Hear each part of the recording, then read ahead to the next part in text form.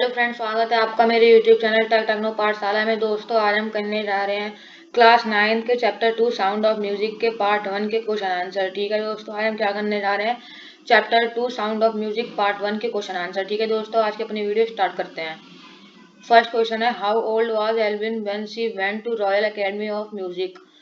ये chapter Elvin के ऊपर ही तो है ना दोस्तों, तो उसका पहला क्वेश्चन ये है कि एवलिन कितने साल की थी जब वो रॉयल एकेडमी ऑफ म्यूजिक में गई थी, तो वो कितने साल की थी। तो Evelyn was about 17 years old when she went to Royal Academy of Music in London.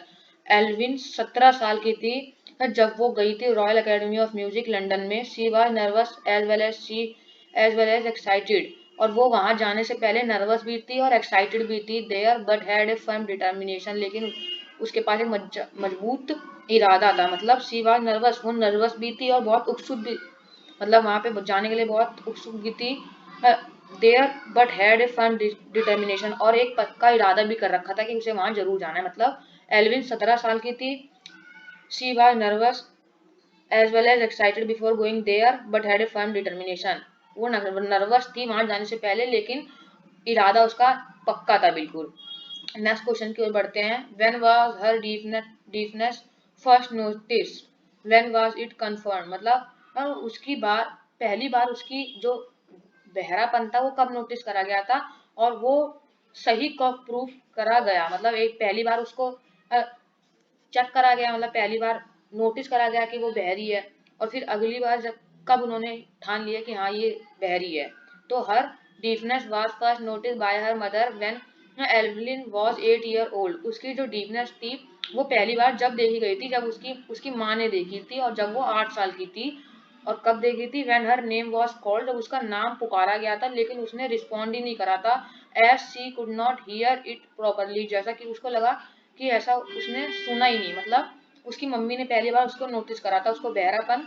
और जब वो 8 साल की थी उसका नाम बुलाया गया था स्टेज पे परफॉर्म करने के लिए, लेकिन उसने रिस्पॉन्स ही नहीं करा। तो उसकी मम्मी को लगा कि लग रहा है इसने सुना ही नहीं है। उसकी मम्मी को लगा कि इसने सुना ही नहीं है। Her deafness was confirm when she was 11 year old, और फिर वो उसकी डीफनेस कंफर्म कब हो गई, जब वो 11 साल की थी। पता तो चला, मतलब महसूस हुआ उन लोगों की ये बहरी है 8 साल की उम्र में। और वो पता कब चला, मतलब पक्का कब हो गया कि वो बहरी है 11 साल की उम्र में। अगले क्वेश्चन की ओर बढ़ते हैं। Who help Evelyn to continue with music, what did he do and say. मतलब किसने एवलिन को म्यूजिक बजाने में, म्यूजिक करने में मदद की।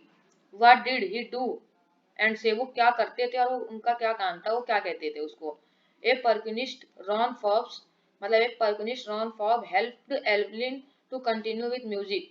जो ये रॉन फॉब है उन्होंने ही मदद करी थी एवलिन की म्यूजिक को लगातार करने में, अपना म्यूजिक के अभ्यास। He began by tuning to large drums, उन्होंने उसको सिखाया बजाकर दो बड़े बड़े ड्रम बजाकर, दो अलग अलग नोट्स पर, मतलब दो अलग अलग सुरों में दो ड्रम बजाया उन्होंने। और फिर एवलिन से पूछा कि तुम अपने कान से सुनने की कोशिश मत करो, but to try and sense through some other way. लेकिन क्योंकि वो बहरी थी तो कान से सुन नहीं पाती, तो वो कहते कान से सुनने की कोशिश मत करो, इसको तुम अपने पार्ट, अदर बॉडी के अदर पार्ट से सेंस करने की कोशिश करो, महसूस करो इसकी वाइब्रेशन को, तुम सुनो मत। मतलब रॉन फॉर्म ने मदद करी उसको म्यूजिक में कंटिन्यू करने में।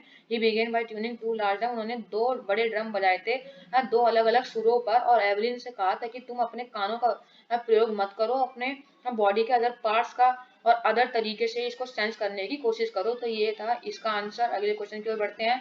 Name the various places and causes for which Evelyn perform. मतलब बहुत अलग अलग, मतलब नाम बताओ कहाँ कहाँ कहाँ एवलिन गाना गाया करती थी, कहाँ कहाँ अपना परफॉर्मेंस करती थी। अपार्ट फ्रॉम रेगुलर क्लासेस, मतलब रेगुलर क्लासेस के अलावा शी गिव्स फ्री कॉन्सर्ट, वो देती थी free concert in prisons and hospital. वो फ्री कॉन्सर्ट देती थी कैद में, मतलब जेलों में और हॉस्पिटल में वो फ्री कॉन्सर्ट देती थी। She give high priority to the classes for young musician. जो जो युवा म्यूजिशियंस थे उनको वो हाई प्रायोरिटी देती थी, मतलब उनको ज्यादा ध्यान देती थी उन लोगों पर। मतलब जो यंग थे, जो नए नए सीखने आए थे म्यूजिक, उनको वो ज्यादा प्रायोरिटी देती थी। She is in she is an inspiration for deaf children, वो एक इंस्पिरेशन है बहरों बच्चों के लिए। मतलब रेगुलर क्लासेस के अलावा वो फ्री कॉन्सर्ट दिया करती थी जेल में और हॉस्पिटल में। She give high priority to classes for young musician, मतलब वो जो यंग म्यूजिशियन है उनको क्लासेस दिया करती थी, उन पे ज्यादा ध्यान दिया करती थी और वो बहरे बच्चों के लिए एक प्रेरणा थी। ये आखिरी क्वेश्चन है इस चैप्टर का, how does Evelyn here music, Evelyn गाना कैसे सुनती थी, मतलब जो वो भी गाती थी वो गाना, वो अपना गाना कैसे सुन पाती थी, मतलब कैसे महसूस करती थी, क्या करती थी, दूसरों की बातें या म्यूजिक कैसे।